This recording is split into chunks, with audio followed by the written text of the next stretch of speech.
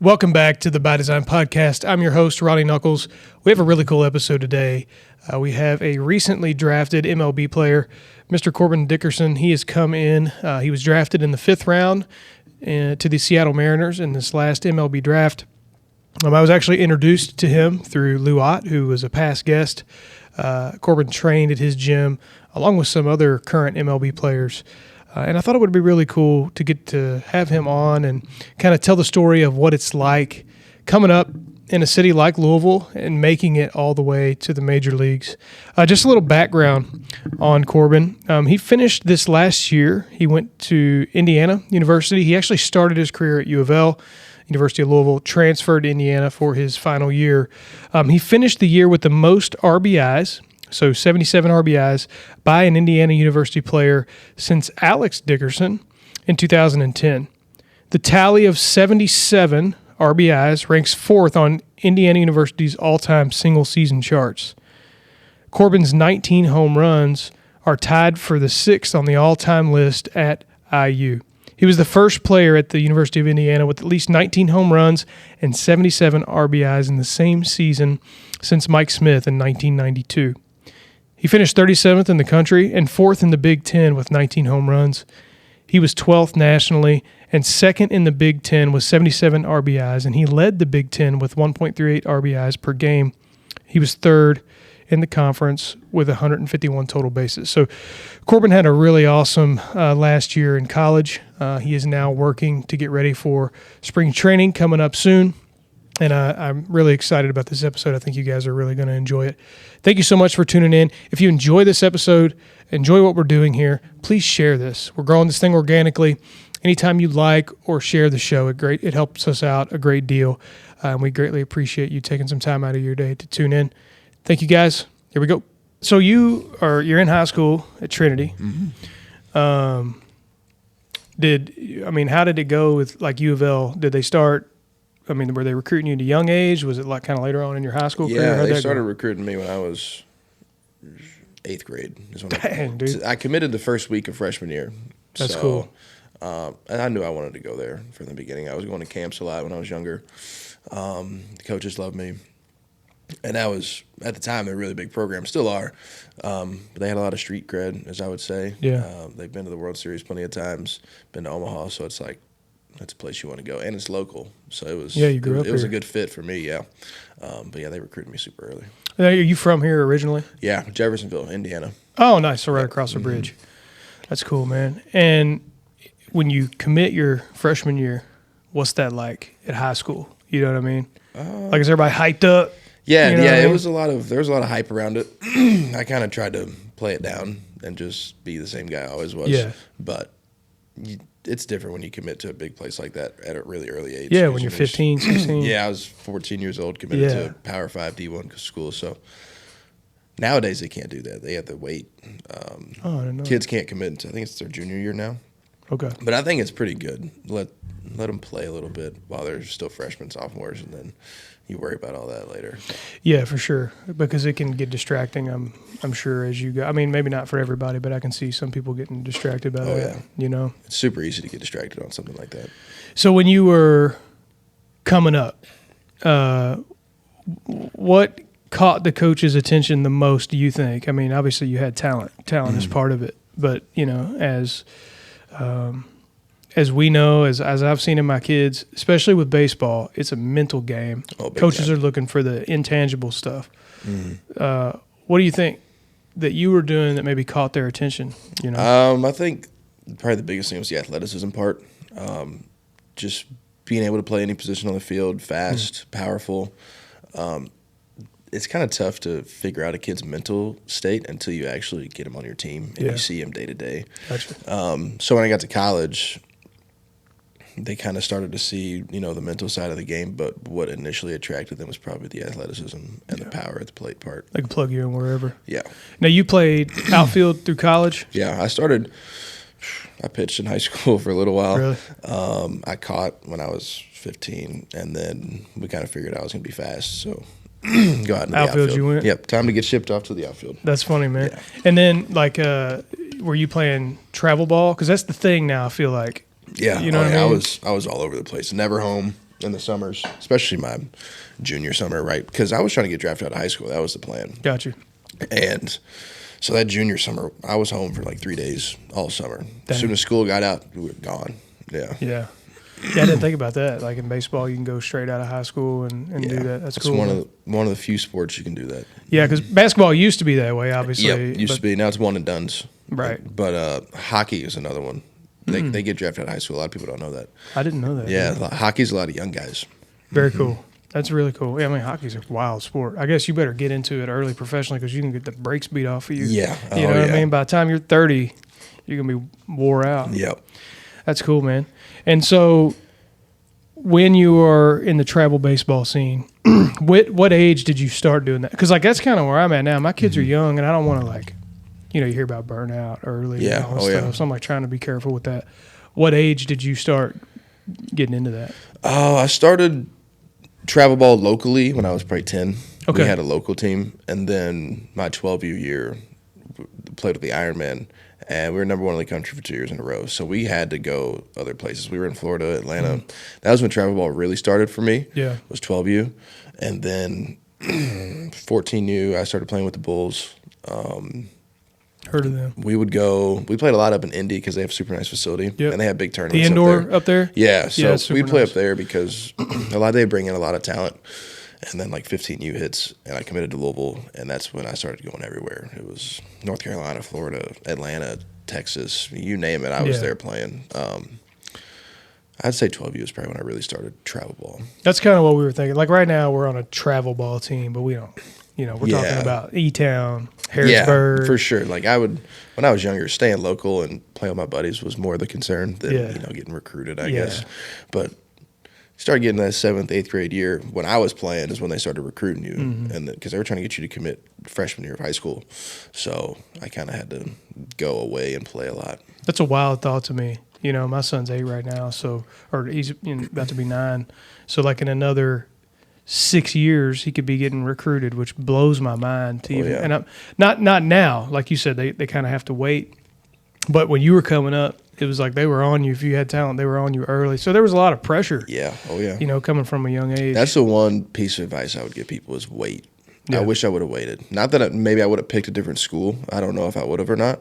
But I wish I could have seen other options before just saying, hey, that's the place. Yeah. Because there's so much out there. There's a ton of good coaches and good facilities and good schools that you can find the perfect fit if you wait. Yeah. And you can, in baseball, it's different than other sports too, because you can be seen, not necessarily regardless of what school you go to, but I mean, look at Murray, you know what I mean, and what they were able to do. Oh, yeah. And they got their coach out there mowing the grass. Mm-hmm. So it's like baseball is different in that way. It is. Whereas like in basketball, you see a lot of transfers now. The game is changing. Like people will go to wherever and then transfer into a big school. Mm-hmm.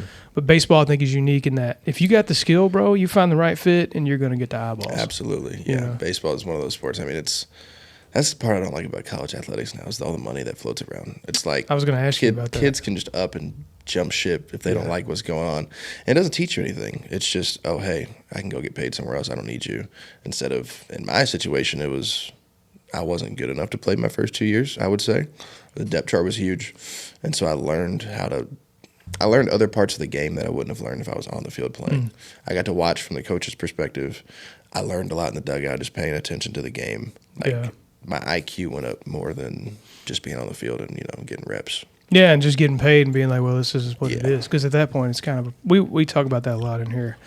But it's kind of a pro sport thing. And I don't mind players getting paid, but it's like there's got to be some kind of or some kind of performance incentive. Like you got to show out. Absolutely. You got to give it. You can't just get $1 million in NIL money and then be like, oh, well, too bad. I'm chilling. I'm saving it for the draft. It's insane what these kids can do now with the money in college. I think it's gone too far. I think at some point somebody's going to step in and fix it. Right now it's the Wild West. It is. And they'll eventually go, all right, enough is enough. Yeah, definitely. So were you playing when NIL kicked off? So it started when I got there. Okay. At Louisville, we had something called Alston Money, and it was kind of a team NIL, and all the players got a certain amount of money each semester.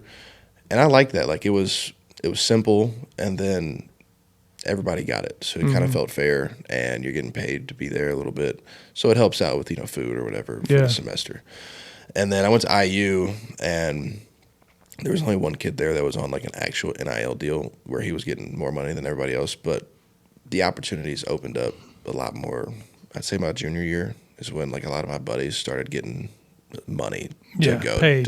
Yeah, like I had a buddy go to Tennessee, and he got a ton of money just to go there for 1 year. It's wild to me. Yeah. I mean, good for them, but it's just crazy that college has done that.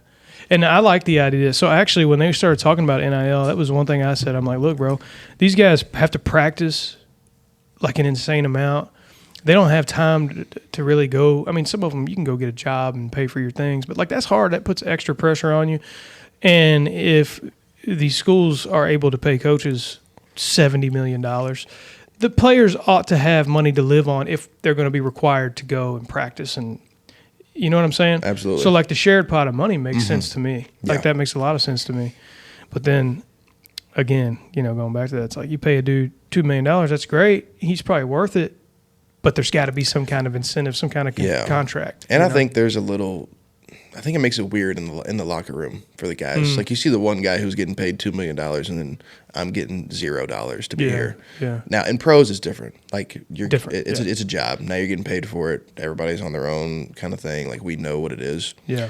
But in college, you got 18-year-olds walking into a locker room with 23, 24-year-olds who are 6-year seniors. And then you got a 21-year-old who's got $2 million in his pocket. That's wild. It's crazy. And I can see the animosity building there. yeah, like you said, it's the Wild West, and there's no rules, and it'll change eventually. Yeah, I think it will. So you get through that. First of all, Indiana's baseball uniforms are sick. I'm a Kentucky fan. Okay. I don't hate U of L. I went to school there for a little while, and I ended up finishing at Sullivan because I was an old man. I was your age when I started going to college. Okay. I'd gotten out of the Marine Corps, and I'm like, I need to go get a degree or whatever. But when you're 22, 23, and you start going to college, I know it doesn't seem like much, but that 4-year age difference is a lot. Big gap. And so I'm like, I'm going to go somewhere where there's more people in their mid-20s. So I left U of L and went to Sullivan. But anyway, U of L's they've always had a good baseball program. Indiana, I feel like when you were there, I started to hear about them a lot more. And so I don't know, I probably saw you play at some point because I was watching some games. Their uniforms are dope with the pinstripes and stuff. Yeah, I love those, man. We got good-looking uniforms. Yeah, and you don't have to dive into this too much, but what for you was like, hey, I'm going to go up to Indiana and finish out my college career there? What brought you to that decision? Yeah, Louisville was a great place, and I love the coaches. I love the people there. But the depth chart was huge, and it was tough to get on the field. And because my sophomore year, we brought back a lot of guys, so I was expecting to play my sophomore year. My first year, I redshirted. So I'm like, okay, I'm going to get better in the weight room. That was a big part of it, was gaining weight. And then sophomore year comes around, and we brought back 3 guys that were supposed to leave. Supposed to get drafted. They were all supposed to get drafted, and none of them got drafted. So they all come back. The spots are full. And then we had an incoming freshman class, and a couple of those guys were playing over me as well in the position that I would have been playing in. So I've got older guys playing ahead of me and younger guys playing ahead of me. And for me, I need to just get on the field. Like, baseball is what I want to do for the rest of my life. I need to go somewhere. I need to play. And the junior year is the big year for baseball guys. That's the year you get drafted if you go to college. And so I went out and played summer ball, and Indiana saw me play. They liked what they saw. I went on a visit, and I was like, yeah, it's close to home still. My dad, it's not far at all. Yeah, my dad's a disabled veteran, and so nice. any school in Indiana was free for me to go to.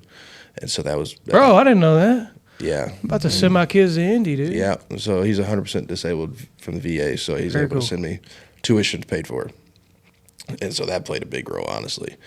And Indiana really sold the hitting part to me. Because for them, they don't have to offer full ride or any of that because your dad's a disabled veteran. They're just like, come on, we'll That's take you. cool. Yeah, so I got there, and it was great, man. I mean, Indiana's the place to be. Yeah, that's cool, man. That is. My wife graduated from IUS, and then we had the graduation at I think maybe Freedom Hall. Oh, yeah. And it was all Indiana. I didn't realize IUS was like IU. Every IU school is related to. That's a huge university huge, too, bro. You got IU PUI up in Indy. Yeah. IUS, you got IU Southeast. There's so many places. I mean, I lived in Pennsylvania. They have Indiana University of Pennsylvania up there. And it's all connected to Bloomington. Yeah, that's what they were saying. It's all like the same kind of thing. Because it was all IU stuff. I'm like, she shouldn't go to IU, but it's all the same. Yep. So I didn't realize how big of a program they were, you know. That's cool, man. I mean, and that makes a lot of sense. You see all these transfers happening now, especially like in the age of, we were talking about earlier, in the age of NIL. Like a lot of people, it kind of pigeonholes you where you have to go to a school. So like they're getting in with schools that they might not have usually gone to and then transferring up once they get ready to go. Yeah, and it was nothing against the coaches or the players there. It was just the depth chart's huge, and I need somewhere to play, and I want to be somebody's everyday starter. I'm not trying to rotate time with somebody. Yeah. And that's what I got at Indiana. So. Yeah, and I mean, at some point, it has to start becoming like, if you want to do this for the rest of your life. At some point, it has to be about you. You have to make decisions that set you up. Yeah, and it's not like I was just running from the problem. Like, I stuck around for 2 years. I could have said, screw it, I'm leaving after my freshman year. Yeah. But I wasn't going to do that. It was a thought, but I was like, no, I'm going to stick it out. And if things don't go well this year, then we can reevaluate that after the season. Yeah. Well, I think that's a testament to a good player, too. Like, he's going to, you committed to this thing, you're going to give it the time. But then at some point, it's like, all right, now I'm trying to get to the league. Yeah. And if I don't have the opportunity, I have to go. It's not even that necessarily I want to or not want to. It's like, I have to do this thing. Yeah, absolutely. For my own good. That's awesome, man. Well, I'm glad it worked out. So you get to Indiana, and I looked up your stats just to see, and you had a really good, were you there for 2 seasons? One. You had a great 1 season in Indiana. Yeah. It set you up nicely for the draft. So as the draft is approaching, how does that process work? How do the conversations start to look? You know what I mean? You kind of got a feel for who's coming at you. It happens fast. I kind of figured it happens really fast. So I had an advisor at the time. Now he's my agent. It's hectic, and it's honestly nerve-wracking because you really don't know what's going to happen. Like, he'll call me. A lot of it doesn't happen until really close to the draft. Like, you don't know much until right up at like a couple days for the draft, day of draft. It's stressful in itself. Yeah. The only time I really talked to anybody else was when I went to the combine, and I was out in Arizona in July, and I was out there for 4 or 5 days. But I did a bunch of meetings with teams. I didn't do any of the on-field stuff just because I had played the whole season, and you guys aren't going to see anything different with me going and hitting BP on the field once. You watch me play all year. Like, you know what you got the film. Yeah, you know what I can do on the field. Yeah. Like, I'll come, I think I had probably 20 or so interviews with teams. And that was the only time you really talk to them. But even then, you don't really know what they're thinking. Yeah, they ain't going to show you their cards. No, they're not going to tell you anything. Yeah. And so day of the draft was the day I really figured out kind of who liked me, and it was between about 3 teams that were really interested. Gotcha. So you kind of had a feel, at least maybe, one of these 3 is probably going to pull it. Yeah, it just a matter of when. Yeah. Yeah. And I know when that draft night was going. So that was going to be my next question. I've always kind of wondered that. So when draft night is going and they have it on TV or whatever, are you learning the same time everybody else is learning? Like, I know 10 minutes before you guys do. That's what I didn't know if they called you a couple hours before. Yeah, like my advisor's calling me because it's happening like in real time. It's live, like they're doing it then. Like, the Mariners take their guy in the first round, they pick him, and they're calling agents to see who they're taking in the next round right after they get done picking the guy in the first round. So it's like it happens fast. Yeah. And you went 5th round. Yeah, 5th round. Nice. That's good, man. And what's it like having an agent? Is that like It's nice. Is he kind of does most of that crap for you? Yeah, he takes care of everything. Yeah, that's good. Everything behind the scenes that I don't know, like the legal stuff, me getting paid. I'm gonna say money-wise, all that. He sends me like a couple days ago, I just got my bats in, and I text him the custom model that I want, and he sent me 6 of them. That's dope. And then for the season, I'll get reloaded with more, but they pay for everything. Okay. Yeah, okay. So it's just like kind of hands off. Yeah. That's interesting. And I know that I learned this at the Louisville Slugger Museum, that you guys can actually pick your bats. Oh, yeah. I didn't know that was a thing. I thought it was like, hey, you just kind of get what you get. That's the nice thing about pro ball is the variety. Like, you get to wear what you want, and you get to hit with what you want, and you get to use your own glove, That's cool. Whatever brand you want, you just have to get it. But the guys that have agents, like they pay for 99% of that stuff. That's cool, man. Now, was there a big transition from, probably not, but like you're hitting metal and then you move up to wood? Is that a big transition? It is if you're not used to it. Yeah. That was the thing with travel ball is when I was 15, I was playing with wood. Like those travel ball tournaments were wood bat tournaments. They weren't metal. And so they're kind of prepping you a little bit. So in the summer, I was playing with wood all summer, and then I'd come back to school, and that's when I would start swinging metal again. And honestly, I prefer wood. I like the feel of wood better than metal. Now, metal, the balls can go further. Right. It's obvious, but I like the way the wood feels better than metal. My older son's like that. We got him like a, $40 Louisville Slugger from Walmart, and he's got a nice travel bat, but then we go to practices and stuff. Even when we go to lose, he's up there with a wooden bat. Oh, yeah. And I'm like, bro, you're 8. I just swing metal. He's like, I want to swing the wood bat. Hey, I'm like, all right, dude, whatever. It's better to start early and get used to them because if you want to play for a long time, that's what you're going to be swinging. A lot of people have said that because I'm his dad, so I'm like, I don't want him to like hurt his arm or something. No, but for sure. Lou and everybody's like, let him do it. I've even heard I don't know if it's actually true, but I've heard that rumors that college could eventually switch to wood.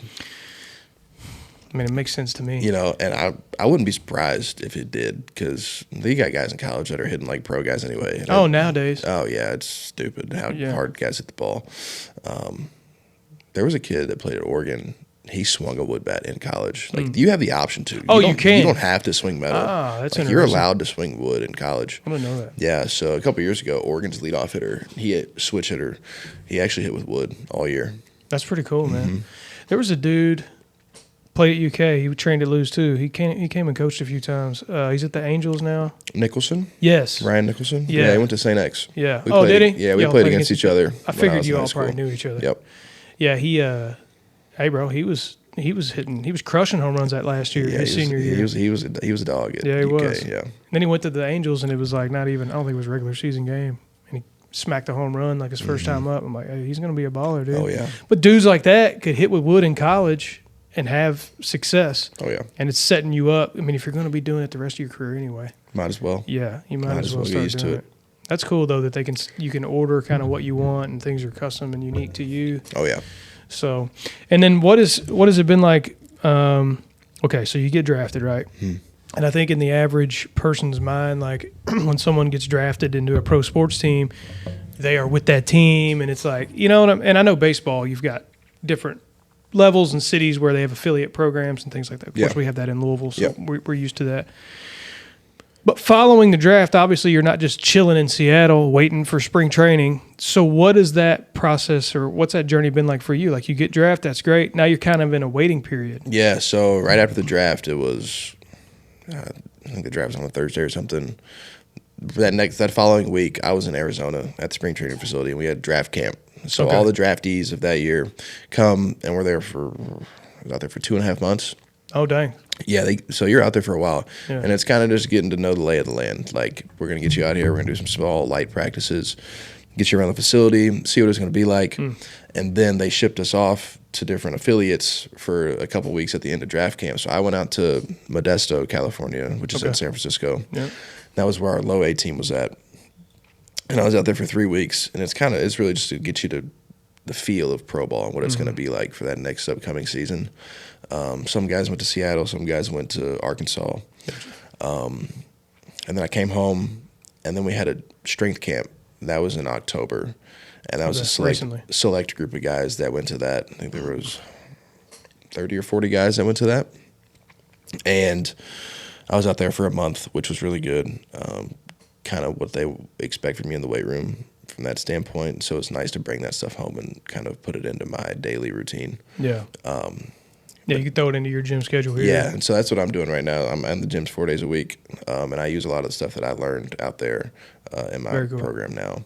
But now is really the waiting game. Kind of like October to February. That's the weight game for us because it's the off season and holidays. Yeah, the holiday season is our off time. So you're trying to like stay in shape, keep yourself mentally sharp. Oh yeah. Yeah, you going to training in gyms like baseball yeah. Right gyms? now it's a little bit lighter on the hitting side just because it's still early in December. that's the thing about pro ball is it's so long. The seasons are long. Dude. You play 140 games a year. Wow. Six games a week every week for 6 straight months. And so you got to space it out. Like, you can't go in and hit 200 balls every day and expect to be ready to go in February. You'd be gassed. You know, you can't do that. Your body be tore up. Yeah, so it's you got to find that right balance between like doing enough work and not doing too much work. So I'm working out 4 days a week. I'll hit 3 times a week right now, and I'm throwing a little bit just to keep the arm healthy. Yeah. But once January rolls around, I kind of start to ramp it up a little bit. I'll kind of cut back on the weight room side a little bit and go to 3 days, start hitting more, and start throwing more. Gotcha. Just getting yourself ready, because in February it all kind of starts to kick back off. Oh, yeah. That's awesome, dude. Yeah, I've always been interested in what that looks like, you know, especially I know when you're young and the draft is going on, there's a lot of moving parts. Like you said, things can change at any moment. And so, like, keeping yourself mentally sharp, what's that look like, you know? And so it's interesting that you have to kind of do that on your own, you know what I mean? Oh, yeah. It's kind of like, hey, bro, we signed you a contract, but you better, like, keep it together. That's the hard part, is that you're by yourself now. There's nobody holding your hand. Like, if you want to be the best, it's up to you to do it. Right. And I think that's the biggest change. It's because in college, you know, you got coaches down your throat telling you what to do, when to do, where to be. Yeah. Not anymore. Yeah, now it's on you, bro. The expectation is you know what to do, so you better stick to that. Oh, yeah. So when you think about, like, in the future, so, you know, next season starts, things start to move. I know you can't predict the future. You don't know what's going to happen. Baseball, like any other pro sport, trades happen, things happen, parts move. You're young, though. Yep. You know what I mean? You got the flexibility to do that.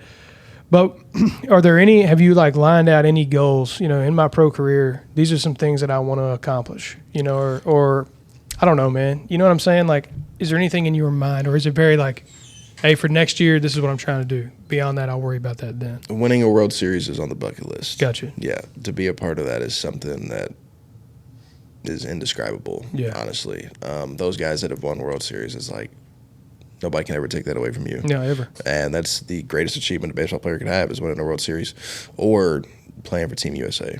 That's another one that I would love to do, like the WBC. Yeah. That would be the dream come true, would be to make it that far and play on the WBC. Or do both. You know what I mean? I could definitely do both. That'd be crazy. Oh, yeah. Yeah. Hey, you wouldn't be the first Louisville kid to get it done. No. Will Smith out here. Oh, yeah. I mean, crazy. He's the man. Yeah. Ryan, the guy that just walked out behind you, he pitched at Whitfield. Okay. He might be a little bit older. Yeah, he's 30. He pitched at Whitfield in like 2012 or 13 or something. And Will Smith went to KCD. So he pitched. Whitfield and KCD are in the same league. Yeah. So he pitched against Will Smith and threw a shutout. Wow. And we joke with him all the time. We're like, you think Will Smith thinks about you sometimes, bro? He's like, shut up, man. No, he don't think about me. A little fun story with Will Smith. The camps that I used to go to at U of L, I used to play catch with Will Smith. That's cool. When I was like 8. The camp, like the summer camps. Yeah, and it's stuff like summer camps and stuff. Yeah. And I remember one time specifically, we were doing a competition throwing drill, and Will Smith was my partner. That's and cool. I was like 8 years old. It was so cool. Yeah, I bet that was. And back then, you didn't know what he was going to become. Didn't know he was today. going to be a all-star. Won the World Series for him this year. Literally, yeah, You know hitting what I home mean? runs to win the World Series for the Dodgers. Yeah, and he got that crazy. out at home plate. It's crazy. Yeah, that was wild, Yep. dude. That's super cool, man. And I feel like Louisville is, you know, Kentucky is a basketball state or whatever. Yep. Because we don't have pro teams and college is what we are. But I feel like there's this undertone. And when I was coming up, dude, like, I'm in my mid-30s, but, like, people didn't really play baseball. I mean, they played baseball, but it wasn't like a thing like that for real. There wasn't a lot of talent coming out of here for baseball. I mean, maybe there was. I just don't remember it being like that. It was basketball heavy. And now that's changing, dude. Like, Louisville's becoming, and really the state is becoming kind of this baseball. Yeah. You're seeing a bunch of talent come out. You're seeing a bunch of pro players from here, a bunch of college players coming from here. I mean, that's super exciting. I don't even think it's just Kentucky. I think it's the Midwest. Could be. In general. Yeah, because it used to be Midwest was the basketball place. I mean, Indiana's huge in basketball. The Hoosiers were always a basketball team. We're a football team now, apparently. You know, and so, yeah, I think it's just the Midwest is growing in baseball a lot. Yeah, it's becoming a thing. Like, you see a lot of tournaments. I see them doing tournaments in Illinois a lot now, and there's like a Lou and them, or I think they went to that one, or they were playing. It's just so hard because of the weather. That's my thing. That's the hard part. It's Yeah. like the guys in Florida and California, they don't ever worry about not playing because it's Right. always 75 and sunny. Yeah, You know, always. like the guys, we went out to UCLA this year and played against them at their place. At Indiana? Yeah. Oh, UCLA's in the Big Ten now, I guess, aren't they? Yeah. Mhm. that's Them, wild. USC, Oregon, and Washington. Yeah. It's Tim's a big Oregon guy. so, okay. Yeah. No, I don't. The Big Ten's too big. It's huge. The Big Ten is the Big 18 now. Actually. Yeah, for real. And Yeah. you got teams on the West Coast playing teams on the East You got Coast. Penn State all the way to UCLA. Yeah, that's what I'm saying, It's, bro. One side of the map to the other. It's Wild. crazy. But we went out there, and you can tell that those guys have been on the field all year. Hmm. Just by like the fundamentals, the way they do things, it's second nature to them. And for us, it's like that was early in the year, and so we're kind of still getting used to playing other teams on the field. Yeah. They've been outside since school started. They haven't had to go inside one day. Dude, it's 70 there every day. Every day. I lived in Southern California, Mm-hmm. and I'm like, honestly, I know it sounds silly, but after a while you get kind of tired of it. I You're told like, my dude, parents the same thing. Yeah. They were like, well, you should love the heat out in Phoenix. I'm like, no, I couldn't wait to come home to the cold. It's, Yeah, it's so for hot. real. Yeah. Especially being from the Midwest, it's like it's November and it's still 90 degrees outside. Yeah, like dude. I'm not used to this. And you want to see like an orange leaf and some green grass. Right. And out there it's like, Dust. yeah, just brown everywhere. And everybody's like, oh, it's this dry heat. It's great. I'm like, yeah, I mean, it's cool It's for a nice. minute. Yeah. But then after a while, you're like, it's a little bit depressing somehow. It is. You It's know, like I don't know how to describe it. the colors are the same everywhere. The Everywhere. houses are the same. The dirt's the same color as the house. It's like, Yeah. Well, being, the affiliate team, are they all kind of close to Seattle or are they spread out? Because I know how it gets a little bit so we crazy. actually changed this year. The low A team's now in LA instead of San Francisco. So that's changed. Two of the teams are in Seattle. So high A and triple A are both in Seattle. And then obviously the big league team. And double A's in Arkansas. Yeah. Okay. Okay. Gotcha. Yeah. The LA's fine. I was in between LA and San Diego. Yeah. It's fine. You just got to go up to the mountains on the weekend sometimes and get some color and and escape that dry We've brownness. got you been to Phoenix before?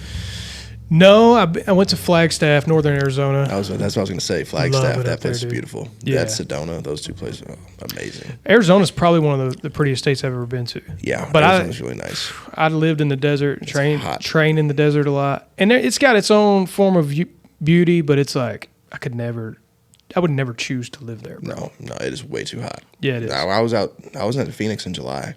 Oh yeah, It was 120. It was 115 Yeah. daily, and it's like it's dark outside and it's 100 still. And then you get people that are like, "Oh, it's a dry heat, bro. It's fine. It's not the same." I'm like, "Dude, it's 115 degrees. It's hot. Like it's miserable." Yeah. Now, would I pick that over humidity? Probably. Yeah. Like 100 here with humidity is ridiculous. Oh yeah. But And like a Florida humidity is a little bit different. No, I'm yeah, good no. on But that. 115 is hot. Yeah, it's just hot. There's It's hot, yeah. It is what it is, and you don't want to be in a place like that. I mean, I think the Mariners, they have a pretty cool spot. Rains a lot, but you get the seasonality. The seasons up there are really nice. That's gonna be Seattle's cool. a sick place. Did you get to go check the city out and I stuff have not already? been to Seattle yet, That's but I've wild. seen pictures, and I have a couple of friends from IU that are actually from Seattle. Oh, that's cool. They say it's beautiful, beautiful place. We've had some clients up there through the digital marketing agency, and they all say that. They're like, dude, I mean, it rains a lot, but it is a beautiful part of the country. A lot of greenery. Yeah. Mm-hmm. Yeah. And they got a cool coast, You're yeah. close to Oregon, you're kind of close to some cool things. That'll be a cool experience for you. It will be. Kind of being in your early 20s, getting Yeah. to experience that. Yeah. What public schools did you go to? So I went to Maple Elementary School. Is my first Where's elementary that at? school. Not a school anymore. Okay. I was going to say, I feel old now, honestly, because my elementary school is no longer an elementary well, school. JCPS is going wild right now. Dude. Oh, They're I've closing heard. all kinds. They're about to close a bunch more schools. Yeah, it's insane. And then I went to Utica, which is closer to my house than Maple was. We moved when I was in 4th grade, so I had Okay. to switch elementary schools. And then I went to Parkview. That was the middle school that I went to. Okay. Downtown Jeff. Okay. And then Trinity. I got you. That's right. I forgot. You said you were from Southern Indiana. I would have went to Jeff High if I Gotcha. didn't go to Trinity. They That's got my some- hometown school. They got some pretty good sports up there too. I heard. They do. They Yeah. do. Basketball's always typically pretty good for Basketball, them. yeah. Big swimming school. Yeah, I've heard that. My cousin, he's in Brandenburg, Kentucky, and he's young. He's like 16, 17, but he's real into swimming, and I think they compete a lot with them. Oh, yeah. Once they get Jeff, later in the they're season. actually building a brand new natatorium. It's huge. Really? It's right behind the baseball field. It's ginormous, yeah. But then I feel like Indiana schools are basketball and swimming. I don't know what it is. Basketball is the thing, bro. Like you were talking about that before. Indiana's a basketball state. Kentucky kind of has been. It's starting to shift a little bit. Swimming is way bigger than I thought it was, though. It's huge. Yeah, Go I up don't to know. Carmel, go to Indianapolis. That's like their best sport. That's wild. They win state all the time in swimming. It's crazy. Yeah, that is crazy. I never got into that when I was like in high school. I should have played baseball, dude. I'm short. I thought I was going to be tall because I was this height in the 8th grade. So I'm like, I'm playing basketball. I'm going to be a giant. And then I never grew again. And then when I got to like high school at Fern Creek, they were like, "Hey, bro, you're probably not going. You're too small." Like the point guard was 6 foot. Basketball is one of those games where size does matter. It matters, yeah. Especially, I mean, you get some guys that are under, 5. They're 5'9", 5'10", and they can ball out. But those are like the exceptions to the rule. Yeah. And they're like ballers. And Yeah. I didn't have it like that. You know what I mean? Yeah, that's one thing I wish I would have done was kind of got out there with more sports. Baseball is the only thing I played basketball That's a good point, for actually. 1 year, and I wish I would have played more sports when I was younger. I played soccer a little bit when I was like super young, 8, 9, Yeah. but I wish I would have played basketball more. I think the skills do kind of translate a lot. Like my little guys are, they're in basketball season right now. They're still practicing baseball twice a week. But I can see how, like, at their baseball practices, it's working out, like, because they're getting some of that coordination. The athleticism part. Yeah, it's helping them in the baseball practices. Oh, yeah. You know what I mean? Absolutely. So I'm hoping they keep doing that. It's a lot, though, bro. It's a lot. It is. And that's kind of why I didn't do it, is because I knew that baseball was the road I wanted to go. Yeah. And so I just put everything I had into it. Yeah. But the burnout part is real. Like, you will feel it when you get older and you're playing every day. The games just feel super repetitive. It's mentally challenging. It's defeating sometimes. Like, It's a hard game, a bro. very hard game. My mom would let me play football. That was the one I wanted to play. She wouldn't let you? No, Yeah, she said no we talked football. about that. No head injuries in high school. There's some wisdom in that. There is. You see a lot of guys that get super hurt playing football, and it could happen to anybody, anywhere on the field at any time. Like, Yeah. they're freak injuries all the time. But both my parents were basketball players growing up, so I wish I kind of would have played with it a little bit more. But Well, hey, look, man, you got Worked to the out. league. You know what I'm saying? Yeah, So yeah. whatever happened, happened. You Yeah. know, I think that's if you can. That's one of the things that we've talked about. You know, like, and we're a few years away from that, but I think at some point it does have to be a decision. Like, hey, I can't be taking you to 2 baseball practices and a tournament on the weekends and playing basketball. Yeah. So you got to make a decision. Now, we're not there yet, but there's going to come a time where, when they're in middle school, getting ready to go to high school, you yeah. got to choose. Like, what do you want to do? I mean, I'm not going to force it on any of them, but you got to pick. it's tough, especially if they're going to play baseball, because baseball's that one sport that's so long. It's the whole and it's year. the weekends. It's and the all weekends, and practice starts at Trinity, we were starting baseball practice in September. Yeah. And so if you're playing basketball, you're missing out on all the fall practices, and then basketball season carries over into the new year. And so by the time February rolls around, you're playing in the championship game for basketball, and then the baseball season you're ready for starts a spring. month later, and it's like, well, you got to be committed to the basketball. Because we had one kid do that. Ethan Hodge was his name. He played basketball and baseball in high school. Gotcha. So committed to Xavier for I was going to say, for I feel like baseball. I've heard of him before. Yeah, he was committed to Xavier for baseball, but he played both, and it was like, it's a lot. He was never around in the fall, and then he would show up right before the season starts. But it's got to be tough because baseball's Mentally, so bro. hard. Yeah. It's like you can't take off so much and not hit, and then expect to be ready a month later when the season starts. It's not one of those sports where your jump shot never goes away. Or Yeah, whatever. exactly. Yeah. Hitting's you got to do it all the time, and so it had to be hard for him to balance both of those. I bet it was. Yeah, and that was something I told my wife, and she and I have talked about that plenty of times. Where I'm just like, I mean, I'm not saying that now, but eventually we're gonna have to be like, hey, bro, you got to Yep. choose what do you want to do. That's why I like for now, kind of letting them Let figure them out do what it. they want to do, and Yeah. then because they only got a couple more years until it's gonna be like, hey, you got to figure it out. Oh yeah, for you know? sure. And by the way, when I asked you about your faith, that wasn't like a "Are you faithful?" kind of thing. Oh, yeah, the reason no. I asked you about that is we had some guys come, and you may have heard of them. Bibles in Baseball. They did the tournament here in Mount Washington, Yeah. and they are part. I don't know. They know Lou somehow. I don't know if their Okay. kids train up there or whatever. Lou introduced him to me, and you actually hit on one of the things that, we go to church. We're Christians. We're not. Not that there's anything wrong with Catholicism or anything. Like we don't have to go down that rabbit hole, but kind of grew up regular Christian. That's what we would classify ourselves as.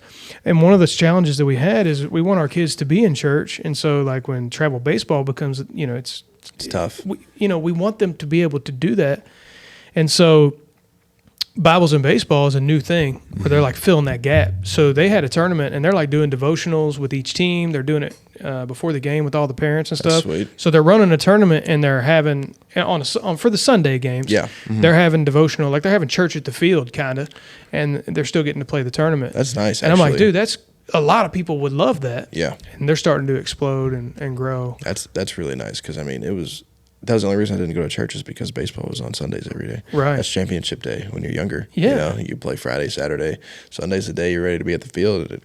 It's tough. It During is the week, tough, I'm man. in school. Parents are at work, so we can't go to the week services.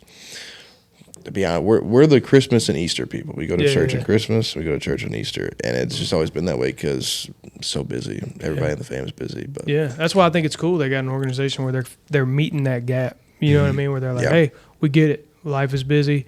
You want to play baseball. We don't want to tell you that you shouldn't. We're going to come to the field and fill the gap. So that's why I'd asked. I knew that was a challenge, you know what I'm saying, when you're coming up and practicing a lot on the weekends and stuff. Yeah. Well, that's awesome, dude. So I don't have really any more questions. I just wanted to kind of hear what it's like. You're a young guy. You get drafted. You got a lot coming up. And I know you're kind of in this holding period, so I wanted to get to interview you while you were still in Louisville. Yeah. Because I have a feeling that in the coming years, it will not be as easy to get you in on a podcast. I will ask you this, though. If you win the World Series, you got to come back in. Oh, absolutely. We got to talk about what Absolutely. that was like. I will. Yeah, for sure. So anything you wanted to get out there, dude? Anything specific that you want to talk about? No, I appreciate you having me on. Yeah, It's dude. great. I really appreciate it, man. It's Absolutely. a cool day for us. We got you coming in, and we got Minkins coming in, who That's sweet. got drafted by the Patriots. Yeah. So it's going to be neat, man. That's awesome. Yeah. Well, thank you for having me. Yeah, absolutely. I had a great dude. time. Yeah. No, well, we'll be watching you this year and see how everything plays out for you, man. Can't wait. It's going to be a good year. Yeah, it is. Yeah. All right, brother. Oh, yeah. We'll see you then.